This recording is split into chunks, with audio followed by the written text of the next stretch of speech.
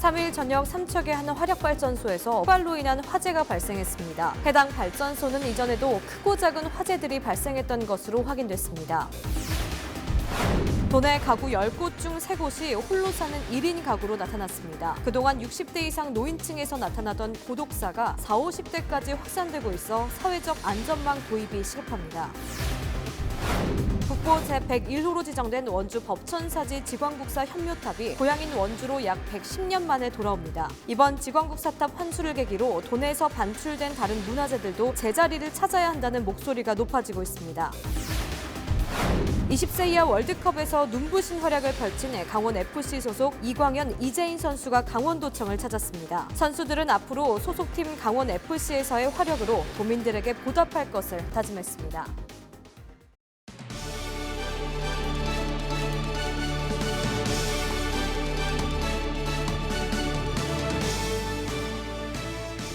시청자 여러분 안녕하십니까? 헬로티비 뉴스 강원입니다. 첫 번째 소식입니다. 지난 23일 저녁 삼척에 있는 한 화력발전소에서 폭발로 인한 화재가 발생했습니다.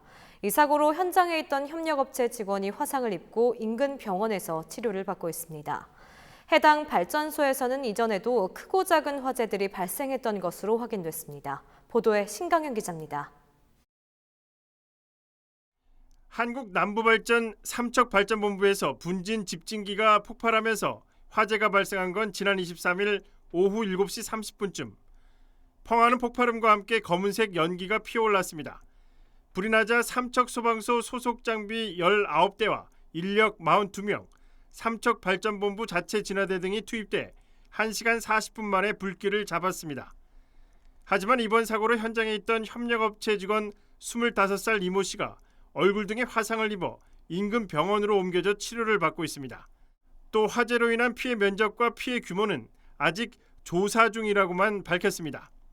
폭발 사고가 발생한 건 발전소 내 분진 집진기 시설. 해당 발전소는 화력을 높이기 위해 석탄과 나무로 만든 연료, 즉 우드 펠릿을 쓰고 있는데 여기에서 발생하는 분진을 모으는 시설입니다. 우드 펠릿에서 발생되는 분진들을 외부로 나가는 것을 막기 위해 집진기를 설치한 건데 이곳에서 문제가 발생한 겁니다. 지금 원인 분석 작업 지금도 하고 있고요. 어제 이제 화재가 났었던 그 현상만 지금 알려져 있는 상태고 그 원인에 대해서는 아직 구체적으로 나온 게 하나도 없다고 하네요. 발전소 측은 안전 문제와 국가 기반 시설이라는 이유로 사고 현장을 공개하지 않았습니다. 남부발전은 고장난 우드 펠릿 시설은 운영을 중단했지만 전체 발전 설비 정상 가동에는 문제가 없다고 밝혔습니다. 한국남부발전이 운영하는 이 발전소에서는 과거에도 여러 차례 크고 작은 화재가 발생했습니다. 지난 2015년부터 2017년까지 집계된 화재 발생 건수만 해도 5건, 재산 피해액만 20억 원이 넘습니다. 경찰과 소방당국은 연료의 분진을 모으는 집진기에 스파크가 발생하면서 폭발한 것으로 보고 정확한 사고 경위를 조사하고 있습니다. 헬로티비 뉴스 신강현입니다. 지인 등을 채용하도록 강원랜드에 영향력을 행사한 혐의로 재판에 넘겨진 자유한국당 권성동 국회의원이 1심에서 무죄를 선고받았습니다. 서울중앙지법 형사합의 22부는 24일 업무방해 등의 혐의로 기소된 권 의원에 대한 1심 선고 공판에서 무죄를 선고했습니다. 재판부는 강원랜드 교육생 선발 청탁 혐의와 비서관을 경력 직원으로 채용하게 한 혐의, 고교 동창을 사회이사로 지명하도록 압력을 행사한 혐의 모두 합리적 의심의 여지 없이 증명됐다고 볼 수 없다며 권 의원에게 적용된 혐의가 모두 무죄라고 판단했습니다. 권 의원은 선고 직후 검찰이 무리하게 기소한 것이라며 비판하며 재판부의 공정한 판단에 경의를 표했고 지역구 주민들에게는 본인을 믿고 지지해줘서 감사하다고 인사를 전했습니다. 도내 전체 가구 10곳 중 3곳 이상은 홀로 사는 이른바 1인 가구인 것으로 나타났습니다. 실제 강원도 1인 가구는 전체 32.8%로 전국에서 가장 높은 것으로 조사가 됐는데요. 특히 홀로 쓸쓸히 살다가 생을 마감하는 이른바 고독사가 60대 이상 노인층뿐만 아니라 40, 50대에서도 확산되고 있다고 합니다. 사회적 안전망 도입이 시급합니다. 보도에 박건상 기자입니다. 원주에 사는 41살 김모 씨. 김 씨는 지난해 이혼 후 원룸을 구해 혼자 지내고 있습니다. 힘든 직장 생활을 마치고 집에 가도 따뜻하게 반겨주는 사람 하나 없는 김 씨. 집에 들어오는데 휑한 느낌, 공허한 느낌이 많이 들죠. 살짝 우울증도 올 것 같기도 하고 그런 적이 좀 있었어요. 친구들이 있어도 다 이제 가족끼리 있으니까 섣불리 전화해서 불러내기가 미안하더라고요. 그래서 잘 전화도 잘 안 하고 전화 와도 그냥 잘 안 받게 되더라고요. 강원도 통계 자료를 보면 지난 2017년 강원도 내 1인 가구는 20만 5천 세대로 전체의 32.8%를 차지해 전국에서 가장 높은 것으로 나타났습니다. 전국 평균은 물론이고 경남이나 충북보다 3에서 4% 이상 높았습니다. 여기에 홀로 쓸쓸히 생을 마감하는 이른바 고독사도 증가하고 있습니다. 특히 기존 60대 이상 노인층뿐만 아니라 40, 50대 중장년층에서도 고독사가 지속적으로 발생하고 있는 것으로 조사됐습니다. 지난해 강원도 내 고독사 가운데 40, 50대가 33명으로 60대의 28명보다 높게 나타났습니다. 전문가들은 1인 가구의 경우 우울증이나 자살률이 다인 가구에 비해 상대적으로 높다며 주의를 당부했습니다. 1인 가구는 아무래도 사회적 지지체계, 쉽게 말해서 주변의 도움이 취약한 경우가 많은데요. 그래서 생긴 고립감, 외로움은 우울증, 자살로 이어지는 경우가 다인 가구보다 더 흔할 수밖에 없습니다. 특히 원주의 경우 혁신도시와 기업도시로 인해 지난해 1인 가구가 5만 6천여 가구로 전체 37.7%를 차지하고 있습니다. 이 가운데 40, 50대 1인 가구가 35.1%에 달했습니다. 원주시의회는 이 같은 문제를 해결하기 위해 도내 최초로 조례를 제정해 중장년층 1인 가구에 대한 지원을 추진하고 있습니다. 혁신도시와 기업도시가 들어서면서 1인 가구가 계속 증가하고 있습니다. 65세 이상뿐만이 아니라 중장년층의 1인 가구가 증가되고 있는데요. 이런 1인 가구의 증가로 인해 사회적 문제가 되고 있는 또 소외되고 단절된 1인 가구의 사회적 고립 및 고독사 예방을 위하여 필요한 사항을 제도적으로 마련되는 게 필요하다고 보여집니다. 원주시는 앞으로 조례 제정을 통해 40, 50대 중장년층 1인 가구를 위해 가족 공동체의 역할을 대신할 지역 공동체를 만들어 나갈 계획을 세워 연내 조례 제정을 마무리할 계획입니다. 헬로티비 뉴스 박건상입니다. 강원도는 24일 올해 세 번째 추가 경정 예산안을 2,445억 원 규모로 편성해 도의회에 제출했습니다. 이로써 올해 강원도 총 예산 규모는 5조 9,339억 원으로 증가하게 됐으며 심의는 다음 달 열리는 도의회에서 진행될 예정입니다. 이번 추경안에는 지난 4월 발생한 동해안 산불 피해 복구를 위한 예산 1,399억 원이 반영됐으며 미세먼지 대응 등을 위해 232억 원이 추가로 편성됐습니다. 특히 도는 일자리 창출 확대를 위해 1,115억 원을 편성해 청년 구직활동 특별지원사업, 경력 이음수당 특별사업 등을 펼칠 계획입니다.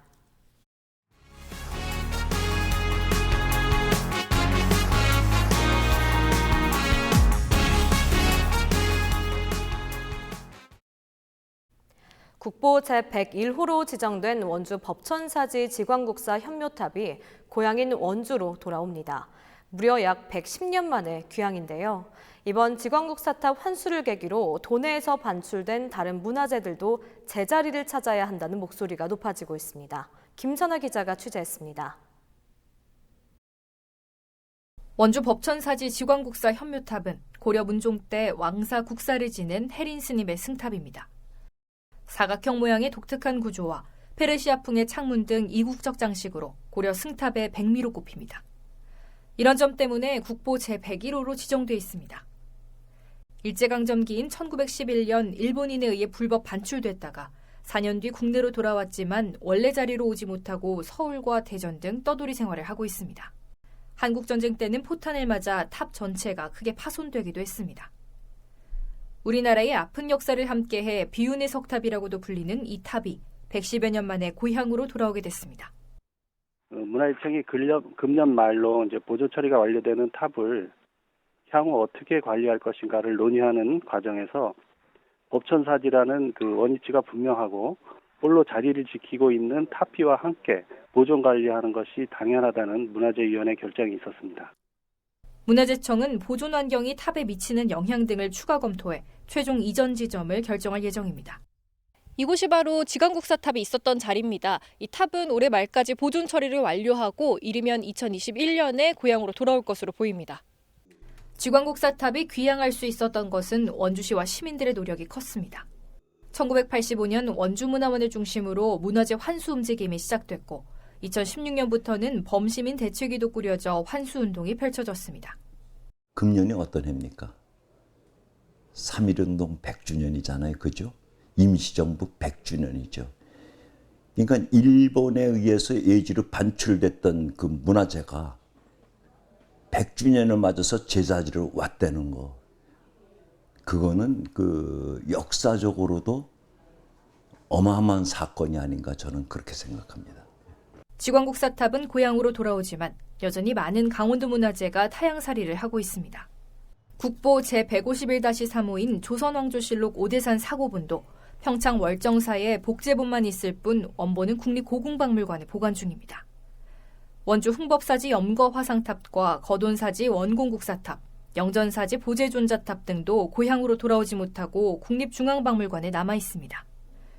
국내외 도 반출 문화재에 대한 정확한 현황 자료가 없어 문화재 환수는 여전히 갈 길이 먼 상황입니다. 강원도의회는 지난 2월 중앙정부 중심으로 추진되는 반출 문화재 환수 활동을 도 차원에서 추진할 수 있는 조례안을 마련했습니다.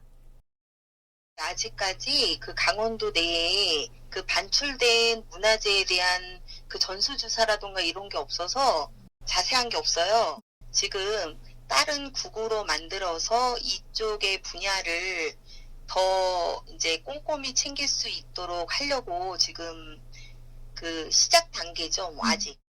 제자리에 있을 때 가장 빛나는 문화재들. 이번 지광국사탑 이전을 계기로 지역문화재 환수가 탄력을 받을 수 있을지 주목됩니다. 헬로티비 뉴스 김선아입니다. 20세 이하 월드컵에서 눈부신 활약을 펼친 강원FC 소속 이광현, 이재익 선수가 24일 강원도청을 찾았습니다. 팬들의 뜨거운 환영을 받은 선수들은 이제는 소속팀 강원FC에서의 활약으로 도민들에게 보답할 것을 다짐했습니다. 성기석 기자의 보도입니다.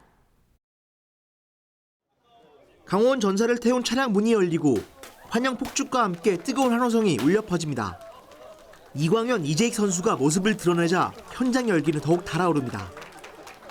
이미 여러 번 겪어본 환영 행사지만 여전히 부끄러운 두 선수의 얼굴은 영락 없는 20살 청년입니다.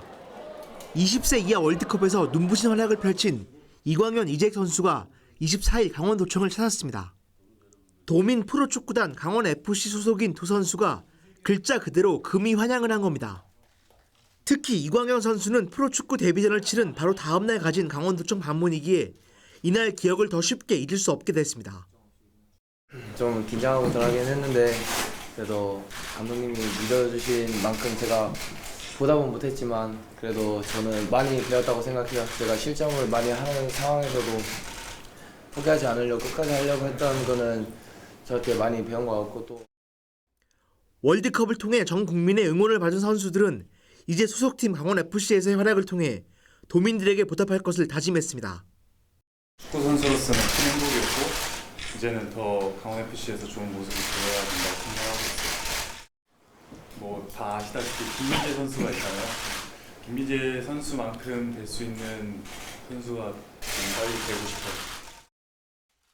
강원도는 두 선수의 등장이 강원FC가 한 단계 더 도약할 수 있는 희망찬 기운이 될 것으로 기대하고 있습니다. 그런 점들이 깨끗이 해소된 것 같습니다. 그러면서 저절로 이런 좋은 일도 막 생기고 그런 것 같아서 앞으로 저희들도 뭐 본인들이 원하는 투자도 늘리고 또 밖에서도 벌써 여러 가지 러브콜이 들어오고 있습니다. 아직 현재 강원FC는 7승 3무 7패로 12개 팀 중 리그 5위를 달리는 중입니다. 두 젊은 월드컵 전사의 등장에 강원FC를 향한 도민들의 관심과 사랑이 더욱 커질 수 있기를 기대합니다. 헬로티비 뉴스 성기석입니다. 횡성 군민들이 동해안 신가평 구간 초고압 송전선로 건설 사업을 다시 한번 촉구했습니다. 횡성군 송전탑 반대대책위원회는 오는 2021년 12월까지 동해안 신가평 구간 송전선로 서부 구간이 횡선을 경유할 계획이어서 지역에 막대한 피해가 우려된다고 밝혔습니다. 특히 추진 과정에서 한전 측이 주민에게 충분한 설명도 없이 사업을 강행하고 있다며 결사 반대 활동을 이어나가겠다고 강조했습니다.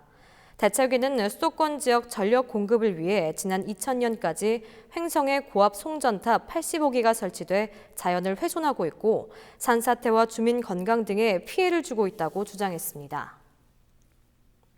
24일 새벽 3시쯤 원주시 문막읍 문막공단 인근 도로에서 승용차가 전봇대를 들이받고 5m 아래 제방으로 추락하는 사고가 발생했습니다.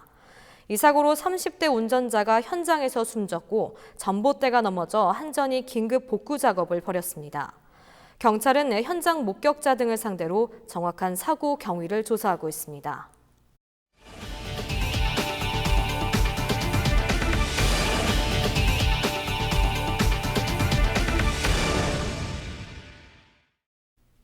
(2년) 가까이 도심 속에 방치돼 있는 춘천 노루목 저수지에 대한 활용 계획 마련이 필요하다는 지적이 제기됐습니다. 한중일 춘천시의회 부의장은 24일 열린 정례회 시정질문에서 노루목 저수지 매입 여부와 부지 활용 계획에 대해 질의했습니다. 이어 춘천시가 개발을 할 경우 저수지와 만천천을 연결하는 물길을 어떻게 처리할지에 대해 대책 마련도 주문했습니다. 춘천시는 저수지 관리기관인 한국농어촌공사와 매입에 대한 다각적인 방면으로 협의를 진행하고 있고 춘천시에 도움이 되는 방안으로 도출하겠다고 설명했습니다. 강원연구원은 24일 강원도청에서 민주연구원과 공동연구, 정책협력을 위한 업무 협약을 맺었습니다. 이날 협약을 통해 양 기관은 국가와 강원도 발전에 필요한 정책, 비전 개발 연구에 함께 힘을 모을 것을 약속했습니다. 단 두 기관은 공동연구와 정책협력은 비정치적 사항에 한정한다고 명시했습니다. 춘천시가 기업 유치를 위한 자문관을 본격 운영합니다. 춘천시는 최근 기업과 산업 동향 정보 수집과 타시도 기업 유치와 투자 촉진에 대한 업무를 할 기업 유치 자문관 16명을 위촉했다고 밝혔습니다. 자문관은 기업 경영인 6명과 금융계 4명, 학계와 문화산업, 법조계와 비영리 등 모두 16명으로 이들은 앞으로 2년 동안 자문관으로 활동합니다. 춘천시는 기업 유치 성과 시 200만 원에서 최대 3천만 원까지 기업 유치 성과금을 지급할 계획입니다. 이어서 날씨입니다. 영서 지역을 중심으로 폭염특보가 내려지며 무척 뜨거운 하루였습니다. 화요일 우리도 저녁 대부분 맑은 날씨가 예상되지만 오후에 구름 많아지며 영서 지역 곳곳으로는 소나기가 내리겠습니다. 비의 양은 최고 20mm 정도가 되겠습니다. 아침 최저기온 춘천과 원주, 속초 18도, 강릉 19도 등으로 아침에도 후텁지근하겠습니다. 영서 지역으로는 폭염특보가 이어지겠습니다. 한낮 기온 춘천과 원주 33도, 강릉 29도가 되겠습니다. 이어서 주간 날씨입니다. 영서 지역 이번 주 내내 아침 기온이 20도가 넘으며 더운 날씨가 계속되겠습니다. 영동 지역은 영서 지역에 비해 큰 더위는 없겠지만 한 주 동안 구름 사이로 햇볕이 강하게 내리쬐며 자외선 지수가 높게 나타나겠습니다. 우리 지역 바다 날씨입니다. 동해 전해상 맑겠고 파도의 높이도 잔잔하게 일겠습니다. 전국 날씨입니다. 극심한 더위는 이번 주 중반까지 계속되겠습니다. 모레인 수요일에는 제주도와 남부지방에 올해 첫 장맛비 예보가 나와 있는데요. 올해는 예년에 비해서 일주일 정도 늦은 감이 있습니다. 주말에는 또 한 번 남부지방에 장맛비가 내리겠고 서울 등 중부지방은 다음 달 초쯤 본격적으로 장마가 예상됩니다. 비가 오기 전까지는 뜨거운 날씨가 계속되겠습니다. 열사병 위험성이 굉장히 큰 만큼 틈틈이 수분 섭취를 잘해주셔야겠습니다. 25일 화요일 서울과 전남 19도, 충남과 전북 18도 등이 되겠습니다. 한낮 기온 곳곳으로 폭염 수준의 더위가 예상됩니다. 서울과 충남 32도, 전북 31도, 경북은 33도까지 올라가겠습니다. 전국 바다 날씨입니다. 전해상 맑겠고 파도의 높이도 잔잔하게 일겠습니다. 이상으로 헬로티비 뉴스를 마칩니다. 헬로티비 뉴스는 지영민과 함께합니다. 시청해주신 여러분 고맙습니다.